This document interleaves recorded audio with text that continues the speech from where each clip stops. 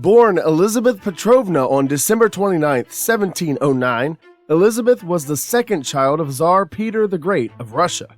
Due to Elizabeth's father's previous marriage, in which he had 2 sons and his combined total of 14 children, Elizabeth did not have a clear line to the throne, and as such, she was not educated on politics nor how to govern and rule as her male step-siblings were.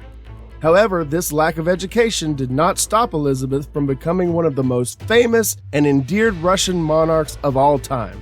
Elizabeth came to power after overthrowing her 1-year-old infant great-nephew Ivan VI in a bloodless coup.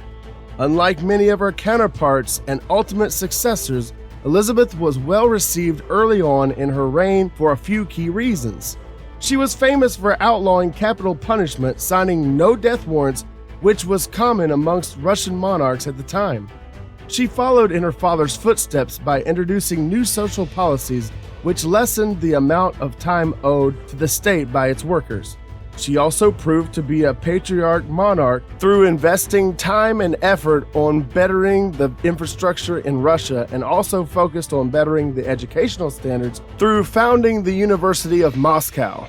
With regards to architecture, being a fan of the Italian designer Bartolomeo Rastrelli, Elizabeth commissioned him in reconstructing the famous Peterhof Castle and the famous Winter Castle in St. Petersburg.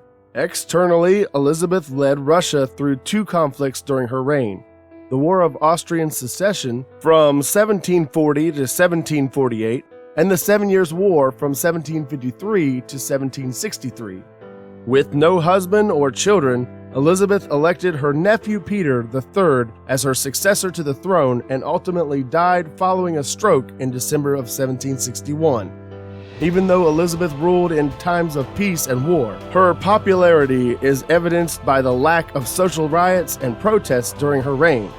Her anti-violence stance was clearly well received and is what she is most remembered and admired for today. Thank you all for listening.